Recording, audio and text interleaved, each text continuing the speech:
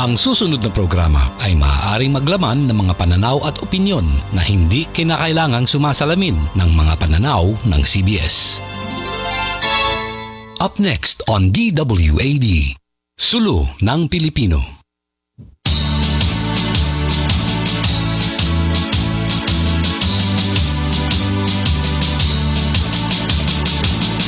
Sa kadakilaan, mayang perlas ng silangan, may ginintuang kasaysayan, laging pinagpala ng may kapal. Bayang sinil, ikaw ay tumindig, kalayanin paglaban at idiin, harapin ang mga manlulupig, na sa'yo ay sumaklot, laman mo'y tinabig. Ang inang diwang mapagtimagsik, sa dugo at ugat magpapainit, aserong umulo ang nakakawangis, papawi sa lumbay at mga hilagpis. Babalikwas ka sa pagkakaamang, taglay kaisip ang sadyang busina, tanglaw sa landas na iyong pinatahak, Pilipinis mo'y gabay sa pangarap. Sulong sa kadakilaan, ito ang panawagan, ang bilang isang Pilipinas, kaisipang talisay at panahon. Pilipinismo, Pilipinismo,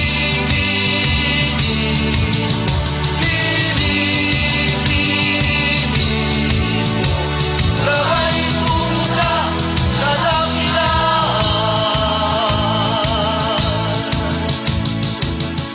Sa kadakilaan,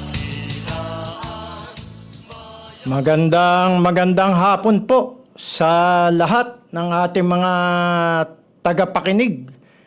At napakaganda ng ating intro song, Yan ang ating theme song ng Sulo ng Pilipino. At kayo po ay nakikinig dito sa CBS DWAD 1098 kHz AM on your radio dial. At ito po ang inyong palatuntunang Sulo ng Pilipino. At ako po naman ang inyong lingkod, si Ka Ferdy, na inyong host dito po sa Sulo ng Pilipino. At tayo po ay live ngayon dito sa studio. At pag-uusapan po natin ngayon ang tungkol sa isang mahalagang tao o personality, no, na kilalang-kilala ninyo, no? Naging senador ng ating bayan, naging senador ng ating bayan for many years at bago doon siya ay naglingkod sa ating bansa sa pamamagitan ng Armed Forces of the Philippines, no? Siya yung nagpaparachute na merong nakabalot sa kanyang leeg na napakalaking python. At siya yung kilala na long hair, no? Mahaba ang buhok at may bigote, no? Ang tawag sa kanya mula pa man noon, si Pogi, no? O si Bok Pogi. Kasi ang tawagan sa Armed Forces of the Philippines ay Bok, no? At kasama diyan ng aking uncle, si Philippine Navy Commander Pedro Pete Pasion Jr. Ng Philippine Navy. Yun naman tatay ko dating manager ng Philippine Navy Officers Club diyan sa headquarters ng Philippine Navy sa Dewey Boulevard pa nung araw, ano? Ngayon Rojas Boulevard na. Kasi expert po sa hotel and restaurant management ang tatay ko, no? At dati siyang manager ng sikat ng araw na Selecta Restaurant. Diyan din sa Dewey Boulevard. Yung Selecta Restaurant nung araw, yan pagmemay-ari ng Arce family. Yung gumagawa ng Selecta Ice Cream. Ngayon Arce Ice Cream na ang kanilang ginagawa. At yan yung Selecta Restaurant nung araw, meron niyang malaking dance floor at merong live na orchestra, no? Kaya magaling magsayaw ang tatay ko, no? Boogie at tango at kung ano-ano pa, swing, no? Nagsasayaw sila nung nanay ko diyan sa Selecta Restaurant sa Dewey Boulevard nung araw, no? Kung saan manager ang tatay ko nung araw bago siya naging manager naman ng Philippine Navy Officers Club.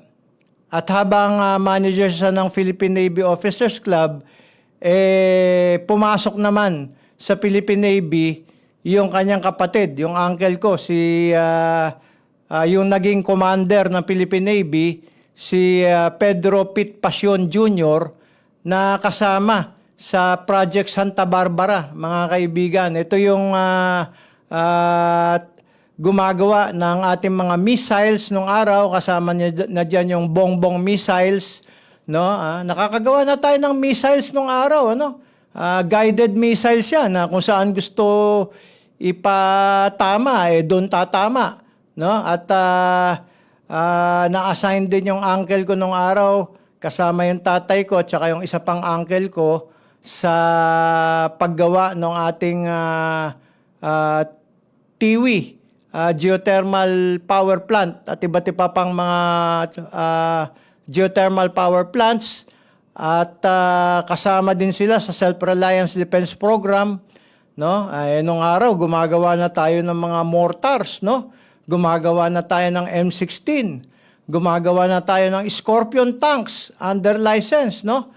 Gumagawa na tayo ng iba't iba pang mga armas, no? At gumagawa na tayo ng Islander aircraft, yung eroplano. Gumagawa na tayo ng BU-105 helicopter, no? Sa Self-Reliance Defense Program. At marami na tayong nagagawa nung araw, no? Mga bala ng M16, no? Kaya wala tayong problema sa bala ng M16 nung araw, no? Mga mortars,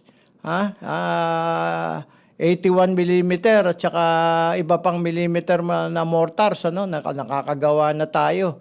At nakakagawa na tayo ng Toyota Mini Cruiser, noong mga panahon na yon, no? At nasakop natin yung mga isla diyan sa West Philippine Sea, no? Kasama yung uncle ko diyan, ano? Philippine Navy. Sinakop nila yung Pag-asa Island at iba pang mga islands diyan sa West Philippine Sea. At nung araw punong-puno ng guano yung dumi ng mga ibon, yung mga islands na yan sa West Philippine Sea. Ang ginawa ng uncle ko at yung Philippine Navy, sinakay nila sa barko ng Philippine Navy yung mga guano, yung mga dumi ng mga ibon, at ginawang fertilizer, no? Under Masagana 99. At kaya nagkaroon po tayo ng organic fertilizer noon, mga guano, galing sa mga iba't ibang isla dyan sa West Philippine Sea. At marami pa tayong mga kaalaman, no, na at saka na lang natin i-share sa inyo sapagkat ngayon ang pag-uusapan natin tungkol sa isang napakagaling na tao, no? Hindi lang pogi, matalino pa, no? Siya po nag-aral sa University of the Philippines, no? I suppose, no, as other students of the University of the Philippines, I suppose CMT 11 siya or ROTC 11, no? At 2 semester yan, ano? 11 at saka 12 sa UP. So, vanguard siya. Ibig sabihin, hindi ba? Kasi pagka ikaw ROTC ng UP, ang tawag diyan vanguard, no? Bago siya pumasok sa Philippine Military Academy. Kaya itong taong ito, hindi lang pogi, matalino pa, no? At hindi lang siya PMA, vanguard pa siya sapagkat bago siya pumasok sa PMA, UP na siya, student na siya ng UP. Siyempre, nung araw, requirement ang ROTC. Hindi ka makaka-graduate kung wala kang ROTC. First year ka pa lang, meron ka ng ROTC. Ano, nung panahon namin, nung tawag dyan, CMT 11, ano? At CMT 12, ano? CMT 21, CMT 22. At pag mag-advance sa ROTC ka, 31, 32, 41, 42.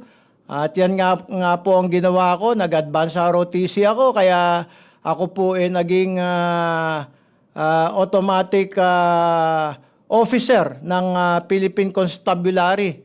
No, nung araw, second lieutenant ka kaagad. Kasi graduate ka ng ng college tapos graduate ka ng advance sa ROTC, no? Kaya second lieutenant ako kaagad ng Philippine Constabulary, pero defunct na po ang Philippine Constabulary.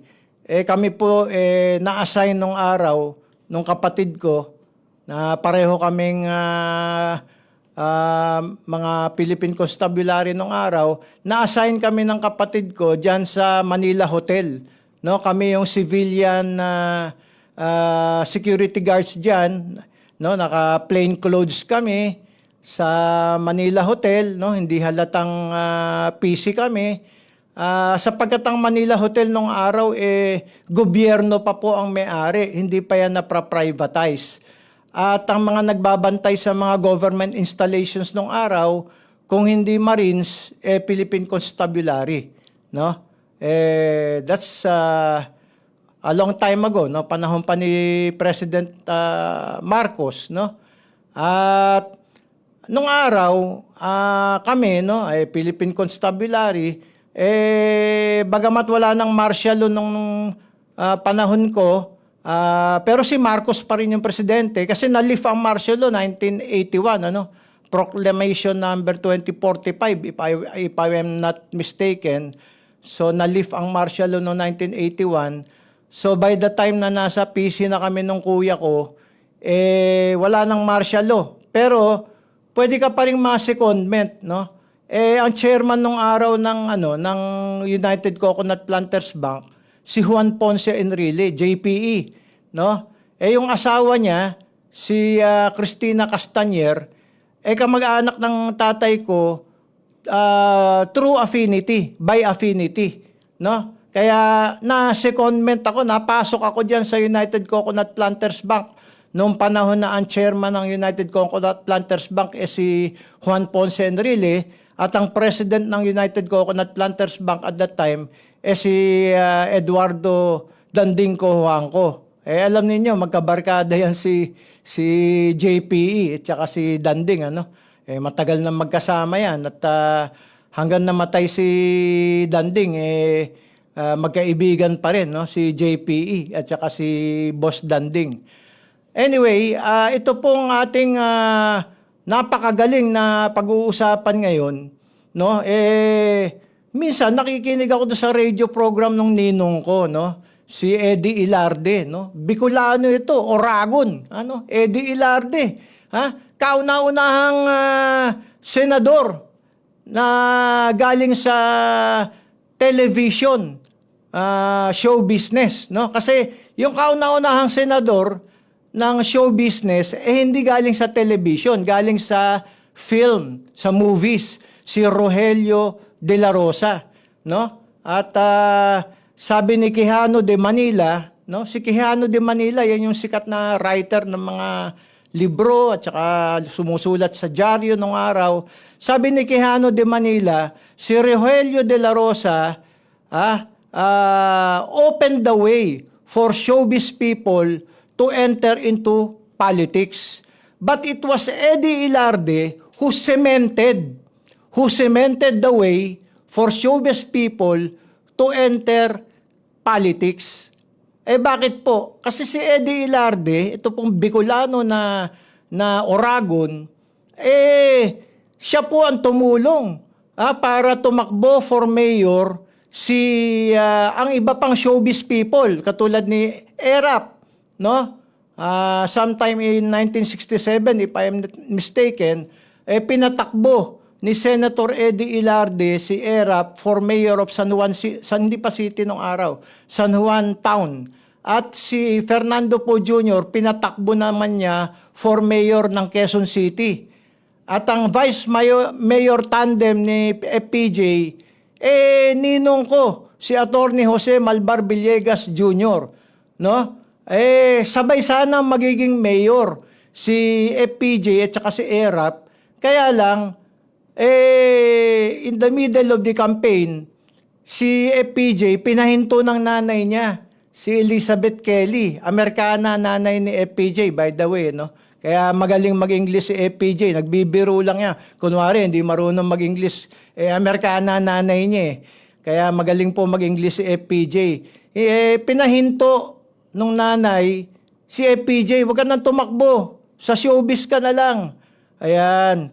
Kaya nung tumakbo for president si FPJ, tinawagan yung tatay ko at saka si Attorney Jose Malvar Villegas Jr., tatakbo ako for president.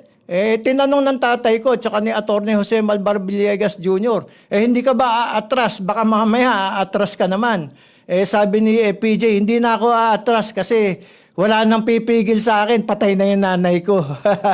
So, natuloy ang pagtakbo ni FPJ for president at kasama itong pag-uusapan natin ngayon na napakagaling na tao sa team ni FPJ. In fact, siya po ang head ng security ni FPJ nung tumatakbong presidente si FPJ. Ngayon, nung minsan nakikinig ako doon sa radio program nung aking ninong, si Eddie Ilarde, at may sumulat, no? May sumulat sa kanya. Kahapon lamang ang title ng radio program ni Eddie Ilarde sa DCWB, no? Sa kapatid nating station, ano? Merong sumulat na, kung hindi ako nagkakamali, isang Sargento, no? At ang ganda-ganda ng kanyang pagkakakwento, sabi niya, "Dear Kuya Eddie, parang kahapon lamang." Ganyan kasi yung mga sumusulat kay Kuya Eddie, no? Kami ay napapaligiran ng mga Moro secessionist, no? MNLF nung araw, no? MNLF, wala pa yung MILF nung araw. At kami siguradong mamamatay na. At hindi na ganun karami ang aming mga bala.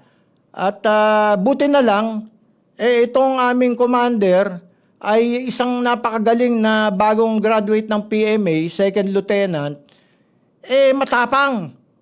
At ang sabi niya sa amin, bagamat napapaligiran tayo ng mga kalaban at hindi na ganun karami ang ating mga bala, tayo ay lumusob. At yun nga ang ginawa nila, lumusob sila. So nakabutas sila doon sa encirclement, no? Nakabutas sila at nakatakas sila. So nailigtas ang buhay nila nitong magaling na kanilang commander na noon second lieutenant pa lamang at kagagraduate pa lamang ng Philippine Military Academy. At during the ending of the story, sabi nung sarhento, "Kuya Eddie, ang pangalan po nung aming napakagaling na commander na bagong graduate ng PMA na second lieutenant na nagligtas sa aming buhay sa pamamagitan ng kanyang tapang." No? Tapang lang kasi wala na napapaligiran na sila kukunti na yung bala nila matapang itong aming commander, lumusob kami, nabutas namin yung encirclement, nakatakas kami, nag-survive kami. Ang pangalan po ng aming commander na second lieutenant nung araw, bagong graduate ng PMA, ay walang iba po kundi si Gregorio Greg Honasan. Na Oragon din po, katulad ninyo, Kuya Eddie. Ayan, napakagandang istorya, no? Sa makatuwid, Etong ating tao na pinag-uusapan ngayon ay walang iba kundi si Colonel Gregorio Greg Honasan na later on ay naging Senator of the Republic of the Philippines. Senator Gringo. Sikat siya sa tawag na Gringo. Honasan. No? Siya po hero of EDSA. No? Matatawag na hero of EDSA. No? Sapagkat kung hindi sumama yung grupo nila ni JPE at saka itong sina Gringo Honasan sa grupo nila General Ramos, wala, matatalo sina General Ramos. No? Kasi nandun lang sila sa Camp Crame. No? Kukunti lang sila. Kung hindi sumama sina JPE at sina Gringo Honasan, yung Reform the Armed Forces Movement, walang mangyayari kina General Ramos. In fact, ang akala ng mga iba, si General Ramos ay kakampi kay President Marcos at that time, kasi alam nyo naman, pinsan ni General Fidel Ramos, si pangalan nito, si Marcos, pinsan ni Ramos. No? Kasi nauna nagpunta sa EDSA si JPE at saka si Gringo Honasan. Nandun sila sa Camp Aguinaldo. No? At later on na lang sumama sa kanila si General Ramos. No? Alam po ninyo, naalala ko, nung February 22, Sabado yun 1986, nung umaga, kasakasama namin ng tatay ko, si JPE, si Juan Ponce Enrile, sa 365 Club.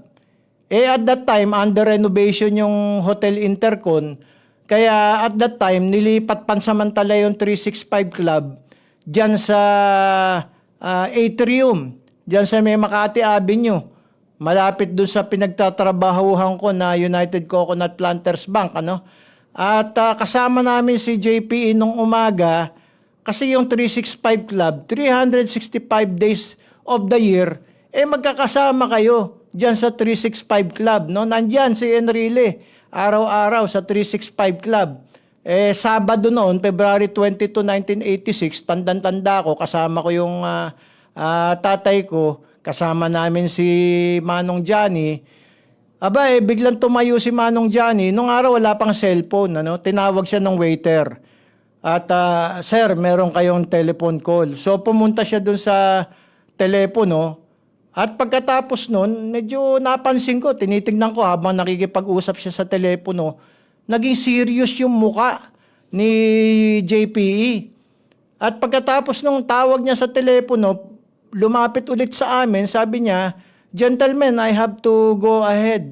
I have to leave you here. I have to go earlier. Bahala muna kayo dyan." So kami, dahil umalis na si JPE, kami ng tatay ko, hindi nagtagal, umuwi na kami sa bahay namin. Ako'y nakatulog. Hindi pa nagtatagal, ginising ako ng tatay ko. Sabi ng tatay ko, "Ferdy, si JPE, nandun na sa Camp Aguinaldo." According to the DZRH, nakikinig yung tatay ko sa DZRH, kapatid din nating himpilan. Nandun na raw sa Camp Aguinaldo si JPE at lumalaban na kay President Marcos. Di nagulat ako. Sabi ko, imposible yun. Magkadikit yung dalawang yan Later on, nalaman ko, yung palang telephone call na natanggap ni JPE doon sa 365 Club, sa atrium, pala yun? Ini-inform na siya ni Secretary Roberto Ongpin na yung mga bodyguard ni Secretary Bobby Ongpin na ang nag-provide si JPE, mga member ng RAM, inaresto na raw. At so nabuking na ni President Marcos yung plot to oust him from power. So, yun pala yung telephone call na natanggap ni JPE. So, dumiretso na siya sa Camp Aguinaldo to prepare for defense. No? Nandun na rin, kasama niya siyempre si Gringo Honasan. At nandun na lahat ng mga Reform the Armed Forces movement. No, yung mga panahon na yun, meron na akong inkling na merong restiveness sa military kasi yung uncle ko na Philippine Navy, si Philippine Navy Commander Pedro Pit Pasion Jr., medyo napapansin ko, nagiging anti-Marcos na rin, no? Although in fact, kamag-anak namin si President Marcos, no? Yung tunay naming apelyido Edralin de la Pasion, ano? Pinaiksi namin, tinanggal namin yung Edralin de la, ang niretain lang namin Pasion. Doon naman sa side ni President Marcos, si Doña Josefa, yung Edralin de la Pasion, tinanggal yung de la Pasion. So, ang minmaintain na lang yung Edralin. Pero kung i-research ninyo yung family tree, hindi po yan Edralin lamang, hindi po yan Pasion lamang. Ang tunay po na pinanggalingan ng Edralin at saka Pasion na surnames ay Edralin de la Pasion. No, pinaiksi lang si Doña Josefa, ginawa niyang Edralin na lang. Kaya ang middle name ni President Marcos President Ferdinand Edralin Marcos, no? Yun naman lolo ko, ginawa niyang Pasion na lang, tinanggal na yung Edralin, no? Kaya yung lolo ko Pedro Pasion Sr. Pero yung original surname Edralin de la Pasion. Kaya kamag-anak namin si President Marcos Sr. And of course, kamag-anak din namin si President Marcos Jr. So ako ay nagtataka nung panahon ng mga 1983, no? 83 pa lamang no? Medyo nagiging anti-Marcos na yung uncle ko na Philippine Navy, no? Bagamat kamag-anak namin si President Marcos, minsan may joke pa nga yung uncle ko na sabi daw ng mga Hapon, you Filipinos are very rocky. Kasi hindi makapagbigkas yung Hapon ng letter L, no? You Filipinos are very rocky because you have a first lady who robs you very much and a president who robs you even more. So, medyo nagulat ako bakit nagbibiro ng ganun yung uncle ko, bakit nagiging anti-Marcos, ano? Samantalang kamag-anak nga namin si President Marcos. Yung pala, meron nang nabubuong grupo, no? Yung tinatawag na Reform the Armed Forces Movement sa Philippine Navy, Philippine Army, Philippine Air Force, no? Medyo binubuo pala yan ni General Almonte, no? Si General Almonte kasi well respected yan, no, sa Armed Forces of the Philippines. At si Alejandro Melchor Jr., yung boss ng uncle ko, no? Siyempre anak siya ni Alejandro Melchor Sr., yung sikat na nakaimbento ng pontoon bridge noong World War II, no? At nag-aral yan sa Annapolis, no? So itong si Alejandro Melchor Jr., kasama na yata noong mga panahon na yun, kung di ako nagkakamali, ni General Almonte, at sila parang naghahanda na ng oust President Marcos Sr. from power, no? At magte-take over ang military, no? Kasi pinatay si Ninoy Aquino 1983, di ba? August 21, 1983. So nagkaroon na ng restiveness sa military, no? Actually, sabi ng uncle ko, nung nakakulong si Ninoy Aquino sa Corregidor, sila ni Commander Ginto yung nagdadala ng pagkain, ano, mga supplies. Kasi ang Corregidor island yan, no? So Philippine Navy yung nagdadala ng supplies kay Ninoy Aquino dyan sa Corregidor. At ewan ko kung totoo yung sinasabi ng uncle ko na tinotorture daw nila si Ninoy Aquino nung araw by playing Nora Aunor songs, 24 hours every day. Wala kang mapapakinggan kundi mga kanta ni Nora Aunor. Yun daw ang torture nila kay Ninoy Aquino. Kasi hindi nila pwedeng torturein. No? Sinabi ni President Marcos Sr. kasi na wag niyong torturein yan kasi brad ko yan sa fraternity. No?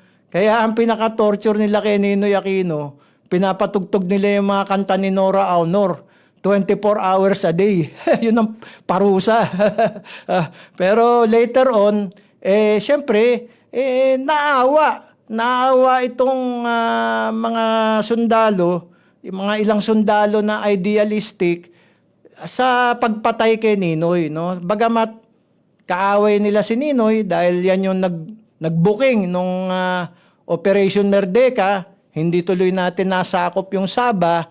No? Bagamat kaaway nila si Ninoy Aquino, dahil pinatay si Ninoy Aquino, medyo, siyempre, may puso din yung ating mga sundalo.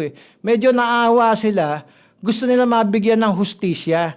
No? Kaya nagkaroon ng Reform the Armed Forces Movement. Ayan.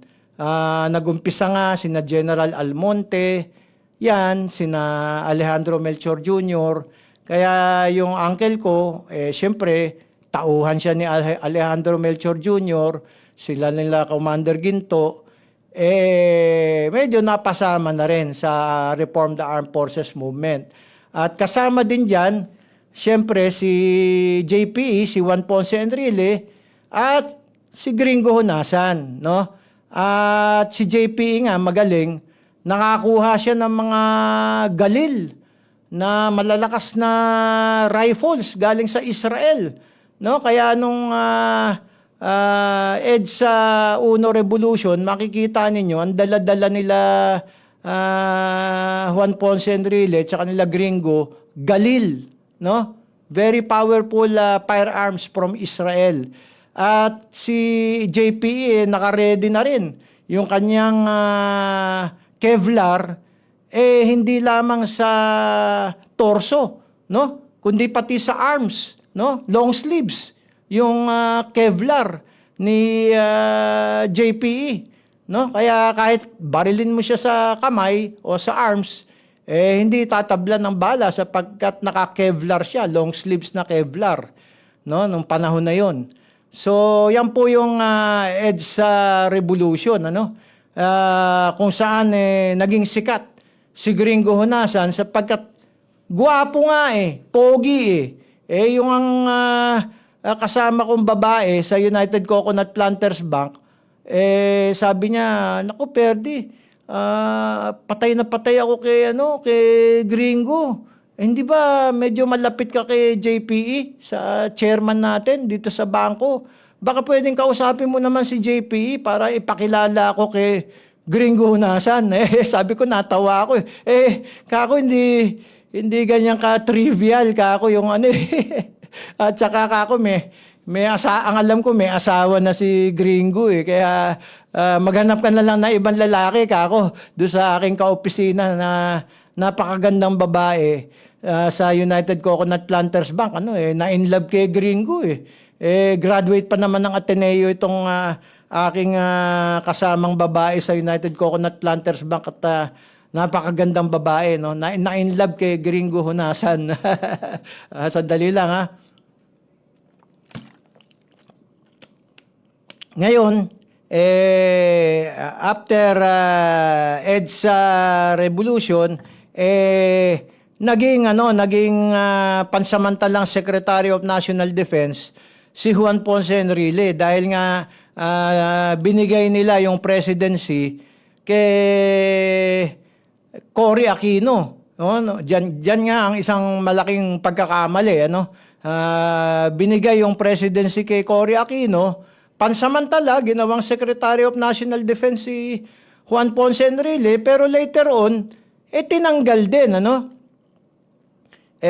Nung una nagkaroon ng God Save the Queen coup attempt against Cory Aquino 1987 at nagkaroon pa nga ng chismis na kasama si General Fidel Ramos na noon AFP Chief of Staff diyan sa God Save the Queen na coup attempt noong 1987.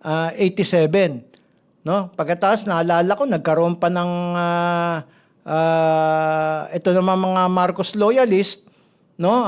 Itong Soldiers of the Filipino People, SFP, under kina Colonel Cabawatan at yung kapatid niya si Jim Cabawatan at iba pang mga sundalo, nag-take over sila sa GMA 7, ano?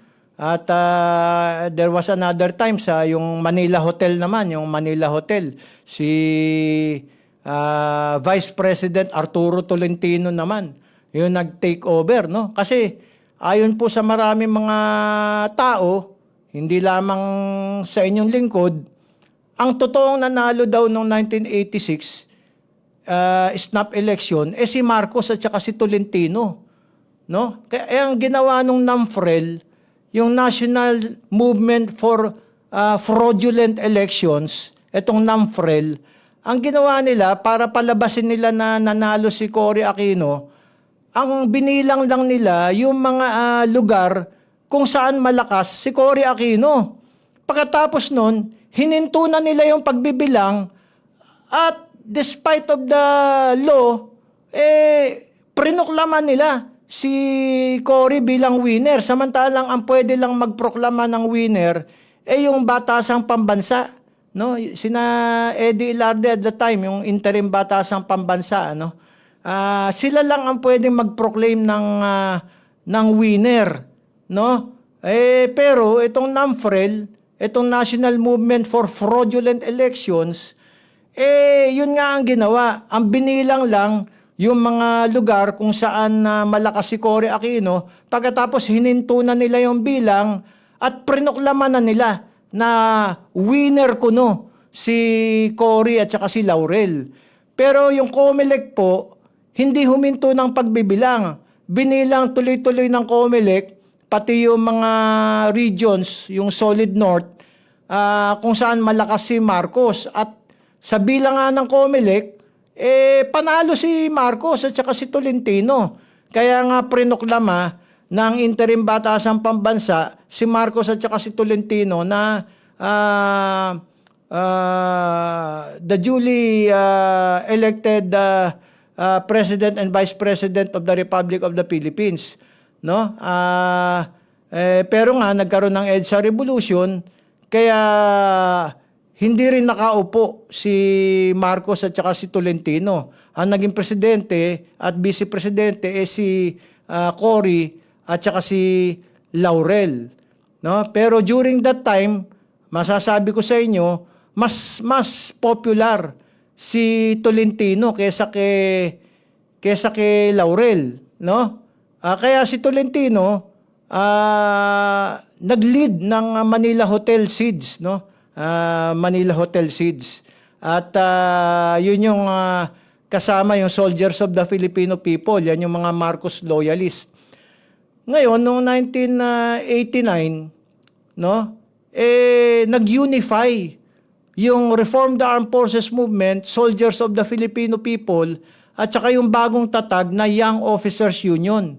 Yung Young Officers Union, sina Captain Danny Lim, no, at saka sina Dado Valeroso, na kung di ako nagkakamali, lieutenant yata o captain, si Dado Valeroso at that time, ano. Pero si Danny Lim, sigurado ko, captain pa lang si Danny Lim at that time. At ang mataasang rango sa kanya, si Major Purganan. No? Yan yung Young Officers Union. Diyan naman nakasama yung kumpare ko, si Jojo Ablog, na kapatid ni Colonel Ablog. Si Colonel Ablog, nasa Reform the Armed Forces Movement. Si Jojo Ablog, nasa Young Officers Union. Dahil nga magkadikit kami ni Jojo Ablog at ako naman idealistic din, ako yung sumama din sa civilian component ng Young Officers Union, ano? Pero very low profile ako at that time, ano? Kasi nga nagtatrabaho ako sa United Coconut Planters Bank under PCGG yun nung araw, ano? So low profile ako kasi baka ako'y mahuli, no? Baka pag nalaman na Young Officers Union ako, baka ako mahuli at makulong. Pero noong December 1989, coup attempt, sumama po ako doon. There was a time during that coup attempt na pumunta ako doon sa Pilcomsen building. No? Umakyat ako doon sa, nandun pa nung araw yung DZXL. No? At kitang-kita namin kasi I was tasked to investigate kung ano ba itong mga eroplano na lumilipad na kulay puti, no? Walang marking, no? It turned out mga F4 Phantom jets ito ng US Armed Forces, no? Galing sa Clark Air Base, no? Dali-daling pinunturahan ng puti para hindi malaman ng sino man na American jet fighters ito. At ang propaganda nila Cory, yung mga pro-Cory TV stations at saka radio stations at that time, persuasion flights lang daw yung ginagawa. Samantalang, nung nandun kami sa Pilcomsen building, yung DZXL kasi, sympathizer yan ng RAM SFP-YOU, no? Ang may-ari niya si Ruben Canoy, no? Sympathizer ng RAM SFP-YOU. Abay, kitang-kita namin doon, nandun kami sa Pilcomsen building. Nirarat-rat yung mga puwersa ni General Galido, Solcom, doon sa may likod ng Camp Aguinaldo. Kasi nandun yung grupo ng Solcom nila General I forgot the name, Galido, no? Nandun si Colonel Kerubin at that time sa grupo nila General Galido, Solcom. Ito yung mga mechanized unit, no? Ito yung meron silang mga light tanks, no? Mga Scorpion tanks, meron silang mga APC, iba't iba pang mga armored vehicles, no? At nirarat-rat sila ng mga kulay puting jet fighter na walang marking at binobomba sila, no? So hindi totoo na persuasion flights lamang, no? Talagang binabakbakan ng mga Amerikano yung mga RAM SFP-YOU, particular do sa likod ng Camp Aguinaldo. At diyan nga po muntik nang mamatay si Colonel Kerubin. Dinala na siya do sa morgue sa Quirino Labor Hospital. Buti na lang gumalaw yung kanyang daliri, yung singsing ng kanyang PMA ring kuminang. Nakita nung orderly, buhay pa ito So dinala si Colonel Kerubin sa emergency room at nag-survive siya. Anyway, si Colonel Gringo Honasan, siya rin ang isa sa mga leader nung December 1989 coup attempt. At ito nga sina Jojo Ablog naman, nandun sa Channel 4, doon naman sila. At lumabas nga sa TV, sina Jojo Ablog, naka-uniforme sila. Although civilian si Jojo Ablog, naka-military uniform siya, YOU, at nagdedeklara na sila na meron ng bagong gobyerno at natapol na namin itong illegitimate government of Cory Aquino, whose mandate from the Filipino people is questionable. No, kasi hindi nga malaman kung totoong nanalo si Cory Aquino. Kasi nung nag-demand si Marcos ng recount, ang ginawa ni Cory at saka nung head ng Mondragon Industries, dinala nila yung mga ballot boxes doon sa Mondragon, sa Clark, at binilang nila. Nung nalaman nila si Marcos ang nanalo, sinunog nila lahat ng mga ballot boxes at yung mga balota, no? Para walang ebidensya na si Marcos at saka si Tolentino yung talagang nanalo. So merong questionable mandate etong si Cory. Kaya tama yung announcement ng YOU dun sa Channel 4 nung mga panahon na yon, kasama sina Jojo Ablog, no? Naka-military uniform sila, na illegitimate government yung kay Cory Aquino at nag-take over na ang RAM SFP YOU.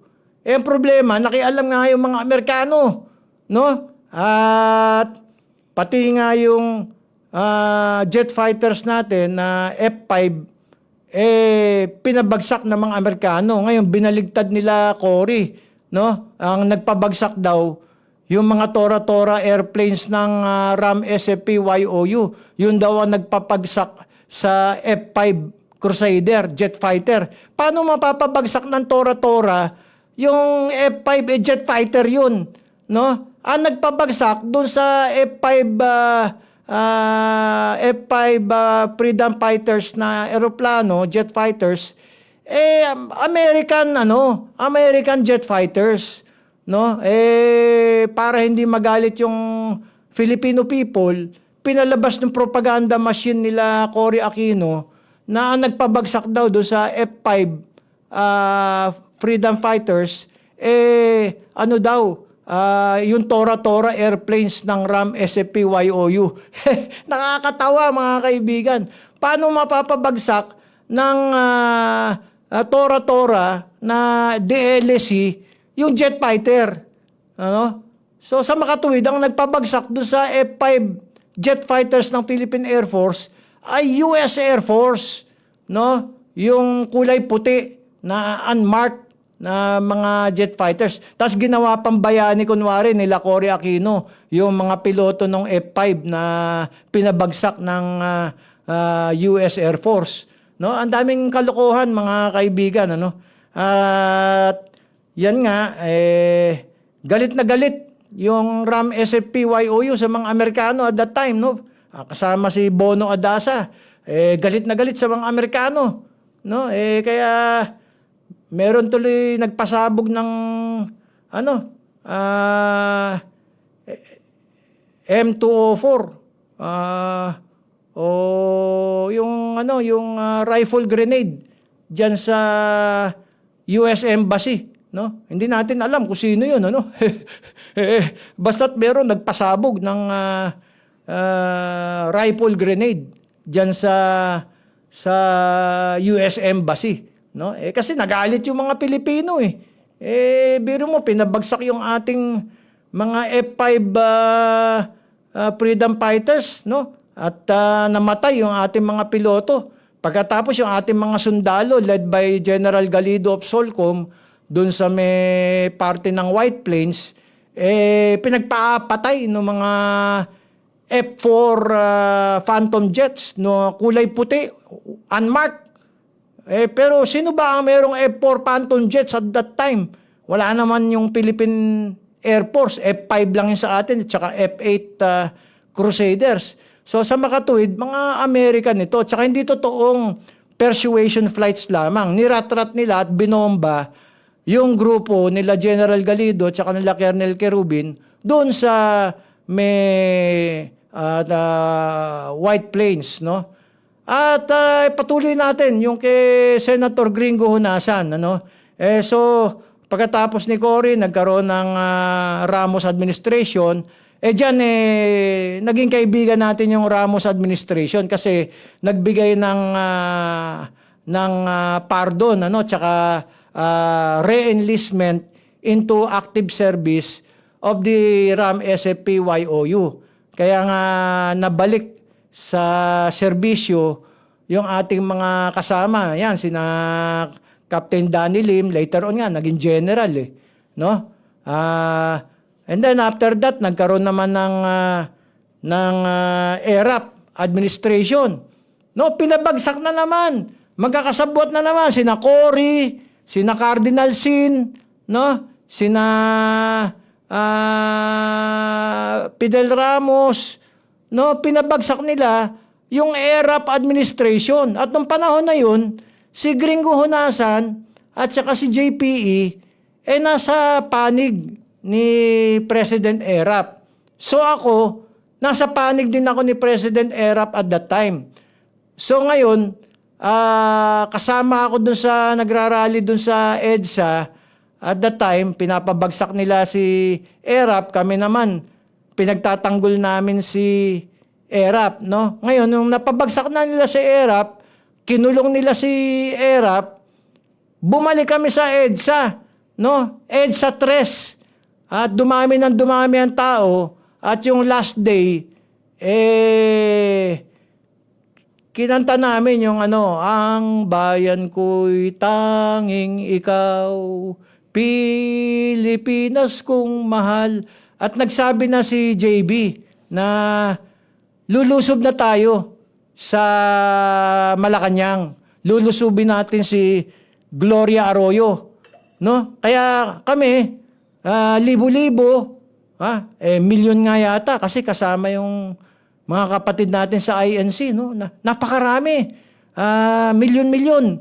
At noon, kasama naman ako ni Congressman Baby Asistio, no? Pasensya na, boss, baby. At kinikwento ko yung mga nangyari nung EDSA 3. Niraradyohan ako ni Boss Baby, Perdi, i-pull out mo na lahat ng mga taga-Caloocan at wag na kayong lumusob sa Malacanang. Sabi ko, sir, choppy, hindi ko kayo marinig. Pero actually, naririnig ko siya. Ang gusto ko, lumusob sa Malacanang. So, lahat kami, Caloocan delegation, libo-libo kami. Kasama namin yung taong bayan. Lumusob kami, nagmarcha kami, papuntang Malacanang, EDSA 3. Yung mga pulis, abay, kumampi sa amin. Pati yung mga sundalo, sumasaludo pa sa amin. So, iniisip namin, magtatagumpay tayo. So, nung nakarating na kami dun sa Mendiola, nandun na kami sa gates ng Malacanang, mayroong mga pro-ERAP kuno na nakasuot pa ng mga orange, nagtatago doon sa loob ng San Beda College. At kinausap ako kasi ako yung pinaka-leader na lang na natitira, no? Wala nang ibang mga leader eh. So, kinausap ako, sabi nga nun, sir, baka pwedeng wag niyong papasukin itong San Beda at mga pro-ERAP naman kami. Although meron na akong inkling na hindi sila talaga pro-ERAP, kundi kasama sila ni Gloria Arroyo, sabi ko, sige, bakit naman namin papasukin yung San Beda? Wala kami pakialam dyan. Malacanang yung target namin. Basta dyan lang kayo sa loob, huwag kayong lalabas. Pero alam ko na, nakatanggap na ako ng intelligence report na mga bata ni Pastor Boy Saicon at saka ni Pepeng Kuwangko, yung mga nagpapanggap na pro-ERAP na yon, no? At yun nga, nung nilulusob na namin yung Malacanang, wala kaming armas, Wala kaming armas, mga bato lang. Pinagbabaril kami. Pinagbabaril kami ng M4, mga M14, no? May mga sharpshooter si Gloria Arroyo, no? Pinagbabaril ng M14, isipin po ninyo, mga babae, babae may dalang baby. Kasi ang mahirap po, pag magrarally yan, wala yang yaye. So kasama niya yung anak niya. Kasama yung buong pamilya kasi walang mapapag-iwanan ng anak. So yung babae na may karga-kargang baby, binaril nung demonyong sharpshooter ni Gloria Arroyo sa tuhod. Ang target po nila parati sa tuhod. At ang dami pong pinagbabaril na mga kasama namin during EDSA 3. Pagkatapos itong tarantadong ABS-CBN, sinasabi, mapayapa daw. Mapayapa yung pagdidisperse sa EDSA 3 pro-ERAP rallies. And dami na nga namayapa, no? At yung mga sasakyan namin ni Congressman Baby Asistio, sorry boss baby, babanggitin ko na ito. Yung mga sasakyan namin, dinadala namin lahat ng mga tinamaan ng M14 sa PGH. Punong-puno na ng dugo yung mga sasakyan namin. Hanggang dumating yung time, nagre-refuse na ng pasyente yung PGH, no? Kasi sobrang dami na raw ng mga tinamaan ng baril. Pero yung ABS-CBN, nire-report pa rin na mapayapa daw yung dispersal. Ang dami na nga namayapa, no? Na mga pro-ERAP. So yan yung nangyari nung EDSA 3. No? Ngayon after that, nagkaroon pa ng eto naman, yung Magdalo naman, kasi ito Operation Green Base, nagsalita si Amy Marcos sa privilege speech, no? Sabi niya, merong Operation Green Base. Gustong ihiwalay ang Mindanao sa Pilipinas sa pamamagitan ng pag-aawayin yung mga Muslim tsaka mga Kristiyano.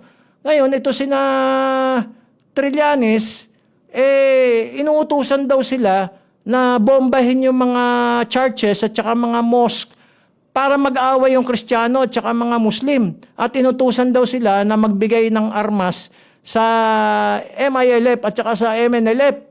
So, nagpunta sila sa Malacanang, nagsumbong sila kay President Gloria Arroyo, Ma'am, meron pong Operation Green Base. Aba, imbes na sila ikampihan ni Gloria Arroyo, etong Magdalo, pinakulong sila doon sa detention center dyan sa Malacanang. Meron palang detention center dyan. Ngayon, dahil wala namang maikaso sa kanila, pinakawalan sila. Ngayon, ang sabi nila Trillanes, aba, isa-isa tayong papatayin nito, no? Sabi nila Gambala. Actually, si Gambala ang leader ng Magdalo, hindi naman si Trillanes. Si Trillanes, spokesman. No? Papatayin tayo isa-isa nito. Kinakailangan magpunta tayo sa Oakwood para ipaalam natin sa taong bayan na yun nga, inuutusan tayong magdala ng mga armas sa mga rebelde at pasabugin yung mga mosque at saka yung mga churches para mag-away yung Kristiyano at saka Muslim para makapasok yung CIA, yung mga Amerikano at mahiwalay sa Pilipinas yung Mindanao kasi yung palang Mindanao punong-puno ng oil, natural gas at saka uranium na later on in-expose ni Brother Normiswari, no? Na trillions of pesos worth of oil, natural gas and uranium nandyan sa Mindanao. At yun nga, si Gringo Honasan, wanted. Kasi sabing ganun, si Gringo ang leader nitong mga Magdalo Ito namang mga Magdalo, mga bata pa yan. Si Gringo ang dyan, nagturo dyan at strategist. So ayun, nahirapan silang mahuli si Gringo kasi nagtatakbo si Gringo do sa mga ibabaw ng ng mga bubong, no? Kaya lang na-aksidente, bumagsak, yun kaya nila nahuli. Pero kung hindi na-aksidente at bumagsak si Gringo, hindi nila mahuhuli si Gringo. Yung panahon nga ni Cory Aquino nakakulong na si Gringo dun sa gitna ng dagat nakatakas pa no? Kasi nga supported ng Armed Forces of the Philippines si Gringo, no? There was a time nga nagtago dun sa Fairview, no? Walang humuhuli. Kasi lahat ng mga pulis at saka mga military kakampi ni Gringo, no? Kahit saan makita si Gringo, nagbubulag-bulagan yung mga military at saka mga pulis. Hindi siya hinuhuli. So, yan po, no? Kaya napakagaling nitong Gringo Honasan, Magmula nung panahon ni Cory Aquino, no? Panahon ni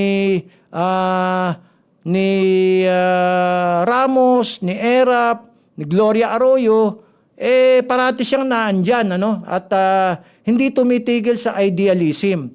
Hanggang sa nung 2001 nga po, tumakbo sila ni Ping Lacson, no? Si SPML, tumakbo silang senator. Nung panahon na yon, yung bahay ko, pinagtatadtad ko ng sticker ni Gringo at saka ni Ping Lacson. Abay, pinadalhan ako ng mga NBI daw ni Gloria Arroyo at bakit daw naglalagay ako ng mga sticker ni Gringo at saka ni Ping Lacson. 2001 po ito 2001, bagong presidente pa lang si Gloria, inagaw yung pwesto kay Erap. Sabi ko, meron bang labag sa batas? Kako, eleksyon to kako karapatan ko na ilagay yung sticker ng mga kursunada kong kandidato. Ang ginagawa nila, tinatakot-takot nila yung pamilya ko, sinisira nila yung padlock namin, pati yung sa bahay ng tatay ko. Kasi magkatabi lang yung bahay namin Sinisira yung padlock ng bahay ng tatay ko. Sabi nga ng tatay ko, Perdi, huwag ka na makialam dyan. Sabi ko, Daddy, hindi ako pwedeng hindi makialam dito eh. Kasama nga ako sa EDSA 3 eh. Muntik na akong makulong doon. Alam ba na niyo nung EDSA 3, ako kasama, wanted ako eh. Nagtago ako sa isang lugar, no? Eto si Ronald Lumbaw, nahuli. Ako nagtago. Kasi si Ronald Lumbaw nanatili sa Metro Manila kaya siya nahuli. Ako sa probinsya ako nagtago. Ngayon yung na-lift na yung state of emergency at saka ako lumitaw. Kaya hindi ako nahuli nung EDSA 3 state of emergency. So anyway, Gringo Honasan po, no? Tumatakbong senador ngayon. Abay, ako iboboto ko si Gringo eh. Sa susunod pong muli, ganito rin oras at himpilan, makinig kayo dito sa Sulo ng Pilipino. Pinagpala ng may kapal, bayang sinil, ikaw ay tumindig, kalayaan ipaglaban at idiin, harapin ang mga manlulupig, na sa'yo ay sumaklot, laman mo'y tinabi. Broadcasting from Mega Manila and streaming on the World Wide Web. We are Crusaders Broadcasting System, DWAD. 1098 AM. Now Radio.